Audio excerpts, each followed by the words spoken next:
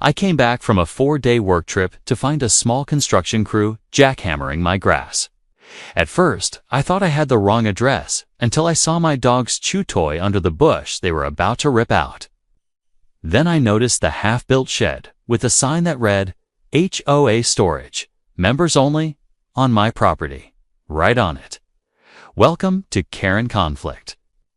Make sure you like and subscribe for your top-notch HOA drama. I parked, got out, and calmly asked the foreman why he was digging up my yard. He said to take it up with the HOA, so I did. I marched down to their office and got greeted by Veronica, the HOA president, sipping something from a Boss Babe mug. She barely looked up and said, "We're expanding our storage for the neighborhood tools. The board approved it."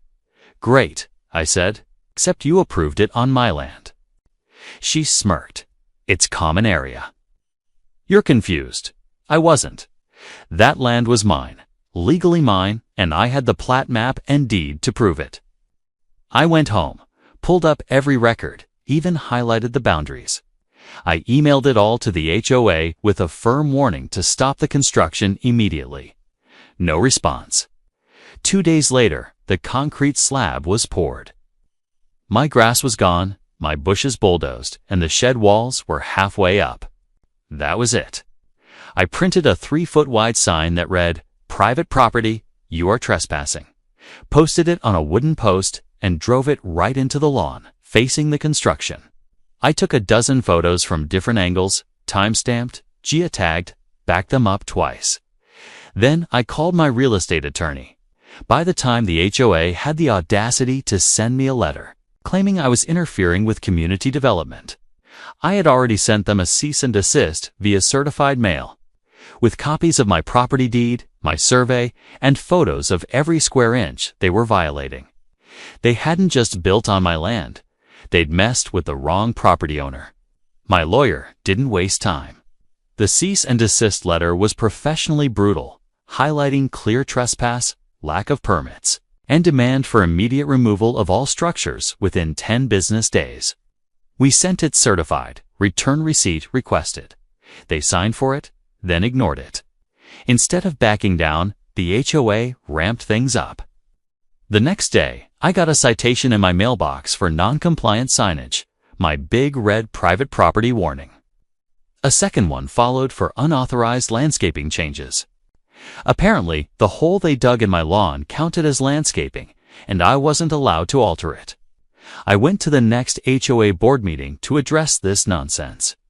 The moment I walked in, Veronica gave me that smirk again. "Oh, it's Mr. Survey Lines, ready to cause a scene?" she asked. I stayed calm and handed out printed maps, survey documents, and time-stamped photos to each board member. "Your shed is 10 feet onto my private property. I've notified you. I've given you every chance to fix it. You're choosing not to." Veronica rolled her eyes and said, "It's for the benefit of the community. You should be proud your yard's being put to good use." That's when the room split.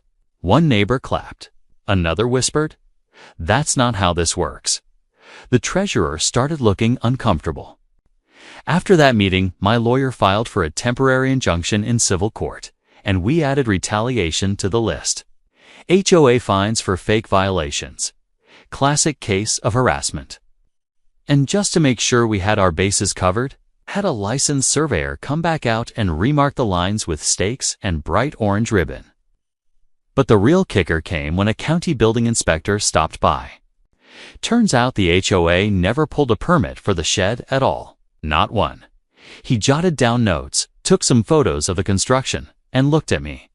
"This is a huge violation. They're going to be forced to explain themselves." I offered him coffee. He smiled and said, "You may want to keep all your documentation ready. This is going to get interesting." Oh, I had it ready, and I was just getting started.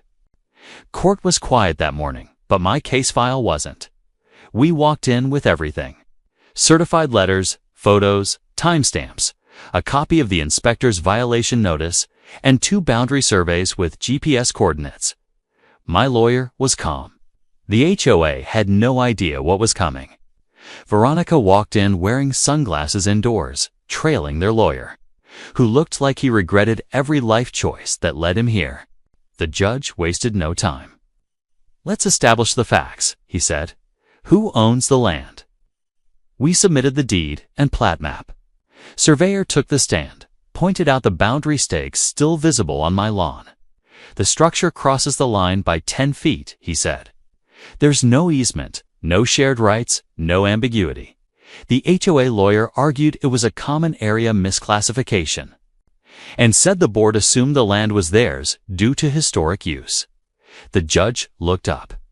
"Did you pull a permit?" "No, Your Honor," the lawyer admitted. "Did you verify ownership before construction?" The board believed I didn't ask what they believed. I asked what they verified. Silence. The judge slammed his gavel down. The HOA is found to have trespassed on private property. The lack of permits, retaliatory actions, and continued occupation after formal notice shows willful negligence. Veronica's mouth dropped open. Effective immediately, the HOA is ordered to demolish the structure, restore the property to its previous condition, and compensate the plaintiff for damages, court costs, and legal fees. "How much?" Veronica whispered to her lawyer. He didn't even answer. After the ruling, neighbors started asking questions. I got texts from 3 people saying the HOA had done similar things: repainting mailboxes without permission, trimming trees without consent, even rerouting sprinkler systems without notice. Apparently, I wasn't the first, just the first to fight back. Veronica didn't speak to me. She stormed out of the courtroom like a teen who'd just been grounded. Her power trip was over, and everyone saw it. I left that courthouse with more than a judgment. I left with the full force of the law behind me, and the HOA completely cornered. They tore down the shed in silence. No ribbon cutting, no newsletter announcement.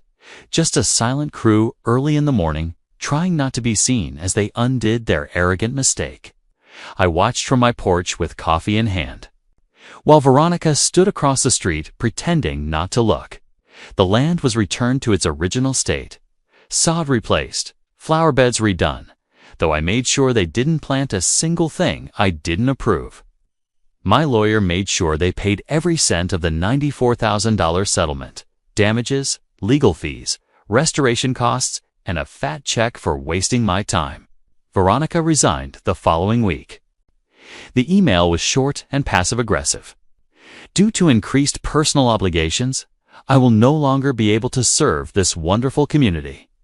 The new board president, a retired judge who'd clapped when the demolition started. The fake violations I'd been fined for vanished. My unauthorized signage disappeared from the record. And those neighbors who had whispered thanks at the court hearing. One brought over a pie. Another asked if I'd help them challenge some suspicious dues increases.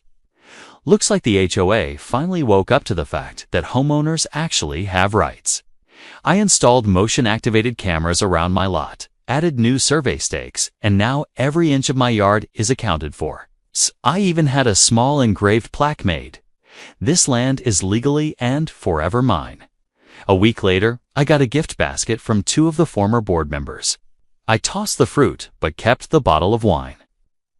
Veronica still lives here, but she doesn't make eye contact anymore. She walks her dog quickly, head down, sunglasses always on, no more power trips. No more smug lectures about community needs, just quiet, awkward walks, and the reality that she got legally and publicly wrecked. As for me, I sit on my fully unbothered porch with a yard that no one dares step foot on anymore. All it took was a little boundary line, some legal pressure, and a whole lot of backbone. Let that shed be a lesson. Thanks for watching, and don't forget to like and subscribe to Care and Conflict for more. See you next time.